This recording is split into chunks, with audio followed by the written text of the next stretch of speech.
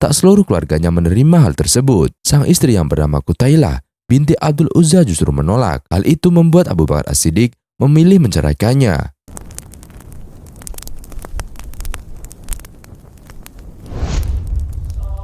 Assalamualaikum warahmatullahi wabarakatuh.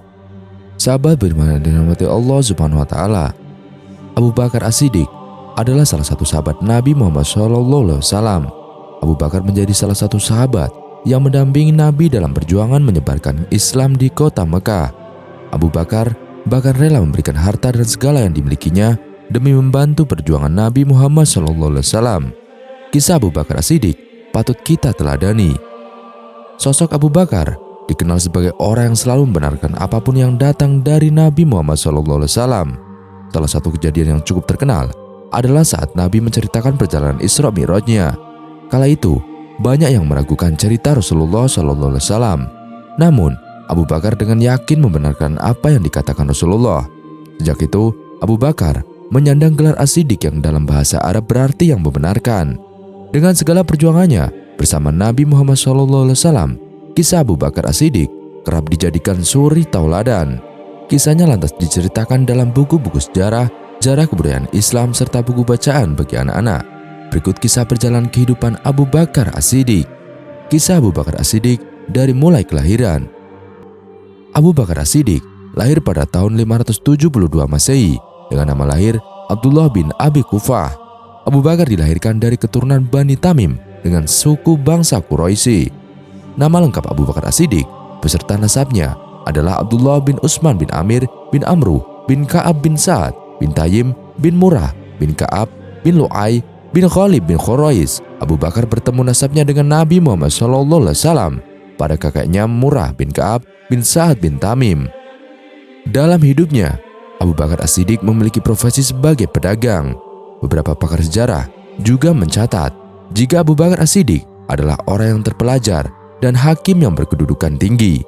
Selain itu, Abu Bakar As-Siddiq dipercayai sebagai orang yang bisa menafsirkan mimpi. Abu Bakar juga dikenal sebagai sosok yang amanah dan jujur. Saat Rasulullah SAW berdakwah di awal mendapatkan wahyu, Abu Bakar As-Siddiq menjadi salah satu dari 5 orang yang pertama atau memeluk Islam atau yang disebut as-sabiqunal awalun.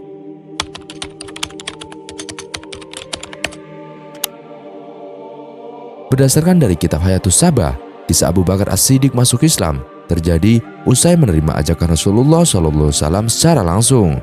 Setelah resmi masuk Islam, Abu Bakar As-Siddiq turut membantu Rasulullah SAW berdakwah. Abu Bakar As-Siddiq bahkan berhasil mengajak jajaran tokoh penting seperti Utsman bin Affan, Sa'ad bin Abi Waqqas, Zubair bin Awam, dan Thalhah bin Ubaidillah untuk masuk Islam. Meski Abu Bakar As-Siddiq memilih masuk Islam dan turut menyebarkannya, tak seluruh keluarganya menerima hal tersebut. Sang istri yang bernama Qutailah binti Abdul Uzza justru menolak. Hal itu membuat Abu Bakar As-Siddiq memilih menceraikannya.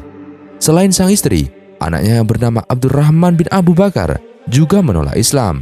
Abu Bakar As-Siddiq pun lantas memutuskan hubungan dengan anaknya yang tak mau masuk Islam. Sementara itu, istri Abu Bakar As-Siddiq lainnya, Ruman, memilih memeluk Islam. Anak Abu Bakar As-Siddiq yang lain juga melakukan hal yang sama dengan sang ayah.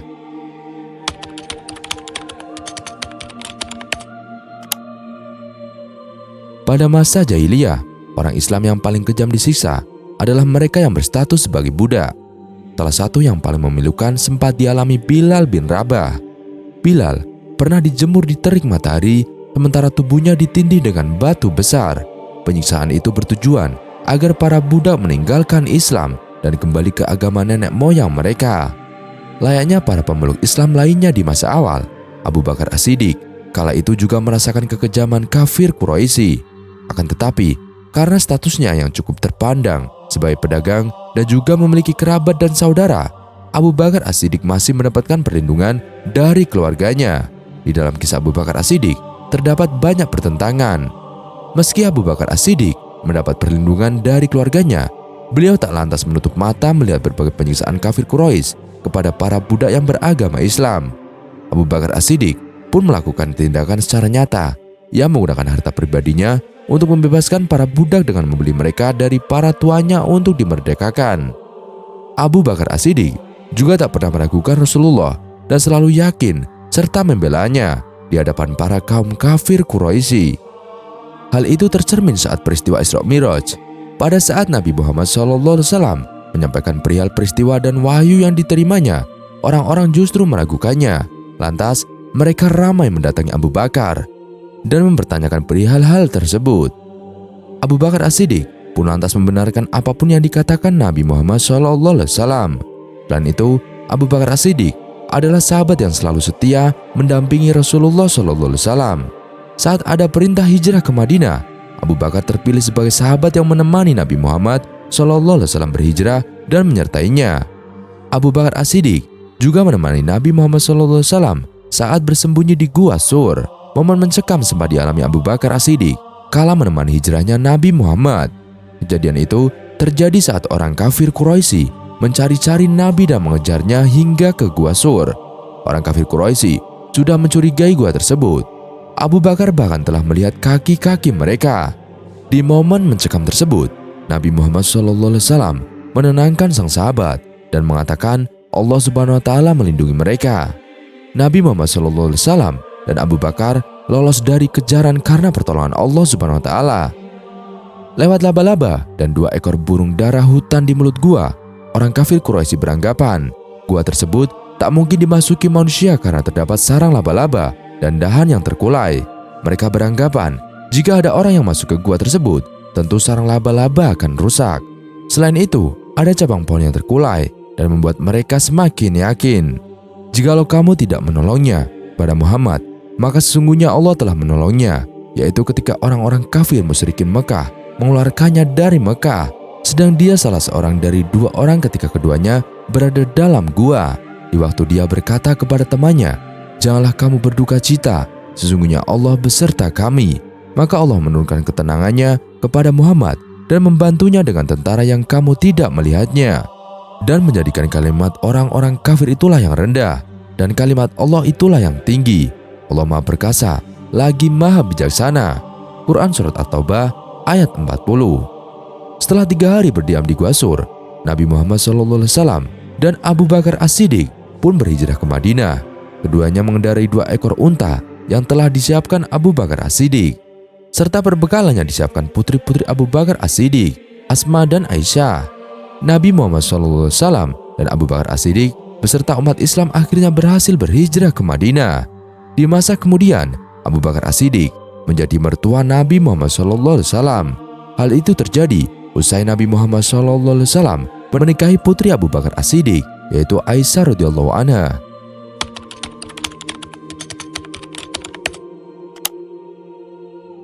Abu Bakar As-Siddiq merupakan salah satu dari Khulafaur Rasyidin, yakni 4 khalifah penerus kepemimpinan umat Islam usai wafatnya Nabi Muhammad SAW. Abu Bakar As-Siddiq menjadi khalifah pertama menggantikan Rasulullah. Selama masa Rasulullah SAW sakit, saat menjelang wafat, Abu Bakar As-Siddiqlah yang menggantikan menjadi imam sholat. Hal itu membuat sebagian orang menganggap itu sebagai indikasi bahwa Abu Bakar As-Siddiq pantas menempati posisi sebagai pemimpin umat Islam atau menggantikan Rasulullah SAW. Setelah kematian Rasulullah, musyawarah pun dilakukan dan menghasilkan penunjukan Abu Bakar sebagai pemimpin umat Islam pada tahun 632 Masehi. Abu Bakar As-Siddiq dibaiat sebagai khalifah pertama umat Islam usai wafatnya baginda Nabi Muhammad SAW. Setelah pembaiatan sebagai khalifah dilakukan, Abu Bakar menyampaikan pidato yang sangat rendah hati. Ia menuturkan jika ia tak lebih baik dari umat Islam lainnya. Abu Bakar As-Siddiq pun meminta agar dibantu dan ditolong jika dirinya berbuat baik. Namun ia juga tak ragu menyuruh umat Islam untuk menegurnya jika ia telah membuat kesalahan. "Hai saudara-saudara, kalian telah membaiat saya sebagai khalifah atau kepala negara. Sesungguhnya saya tidaklah lebih baik dari kalian. Oleh karenanya, apabila saya berbuat baik, maka tolonglah dan bantulah saya dalam kebaikan itu. Tetapi apabila saya berbuat kesalahan, maka tegurlah saya. Taatlah kalian kepada saya selama saya taat kepada Allah dan Rasul-Nya. Dan janganlah kalian mentaati saya apabila saya berbuat maksiat pada Allah dan Rasul-Nya." Itulah isi pidato Abu Bakar As-Siddiq. Dalam kepemimpinannya, Abu Bakar As-Siddiq terkenal sebagai sosok yang baik, lembut, suka menolong namun juga tegas. Abu Bakar As-Siddiq menjadikan hukum Allah sebagai standar untuk menentukan yang salah dan yang benar. Dan hukum tersebut tak hanya diikuti oleh rakyat namun juga penguasa. Kisah Abu Bakar As-Siddiq menceritakan bagaimana beliau benar-benar menegakkan hukum Allah. Saat mendengar beberapa kaum muslimin murtad dan tidak mau membayar zakat, ia langsung memberi peringatan dan akan memerangi mereka. Perang Ridho atau perang melawan kemurtadan dilakukan oleh Abu Bakar As-Siddiq pada masa 632 dan 633 Masehi. Dalam kepemimpinannya, Abu Bakar As-Siddiq juga dihadapkan pada kasus nabi palsu. Ada seorang bernama Musailamah Al-Kadzab yang mengaku-ngaku sebagai nabi palsu. Musailamah menyebarkan ajaran tidak benar dengan berusaha menghapuskan kewajiban sholat.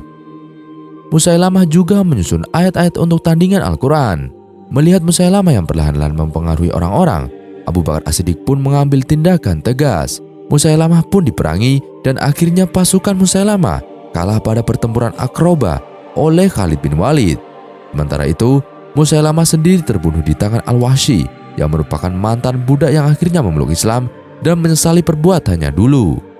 Selain memerangi kemurtadan internal, Abu Bakar As-Siddiq juga melakukan ekspedisi untuk menyebarkan Islam keluar daratan Jazirah Arab. Beberapa jenderal Islam dikirim ke beberapa wilayah dengan misi penaklukan. Salah satu misi yang sukses adalah penaklukan Irak oleh Khalid bin Walid serta berhasilnya ekspedisi ke daerah Suriah. Setelah meleburkan wilayah, Abu Bakar As-Siddiq memerintahkan pelestarian teks-teks tertulis Al-Quran. Hal tersebut dilakukan sebagai bentuk pelestarian Al-Quran. Pasalnya, usai perang melawan nabi palsu, Musailamah, banyak penghafal Al-Quran yang turut terbunuh. Kenyataan itu, Umar bin Khattab menyarankan Abu Bakar As-Siddiq untuk mengumpulkan koleksi Al-Quran. Lantas, dibentuklah tim khusus yang diketuai Zaid bin Sabit dalam proyek pengumpulan Al-Quran. Lembaran Al-Quran lantas dikumpulkan dari para penghafal, juga tulisan-tulisan yang berada di benda-benda seperti tulang, kulit, dan sebagainya. Setelah terkumpul semua, kumpulan tulisan Al-Quran tersebut lantas disimpan oleh Abu Bakar As-Siddiq. Saat khalifah umat Islam itu wafat, kumpulan tulisan Al-Quran tersebut lantas disimpan sahabat lainnya, yakni Umar bin Khattab. Kemudian saat Umar wafat, kumpulan Al-Quran itu disimpan putrinya, yaitu Hafsah yang lantas pada masa pemerintahan Utsman bin Affan. Koleksi tersebut menjadi dasar kepenulisan mushaf Al-Quran yang dikenal hingga saat ini.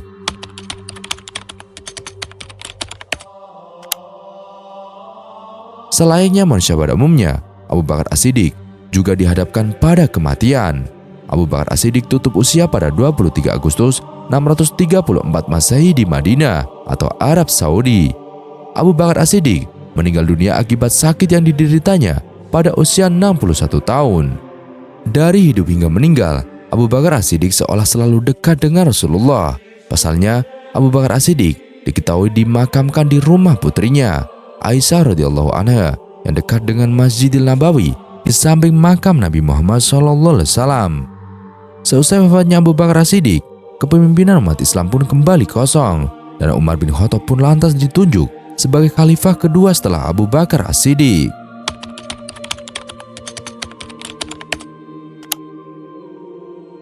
Menjadi sosok sahabat Nabi Muhammad SAW yang selalu mendampingi perjuangan mendakwahkan Islam, Abu Bakar juga tak pernah meragukan Rasulullah dan tak segan mengorbankan segala yang dimilikinya demi membantu perjuangan Islam.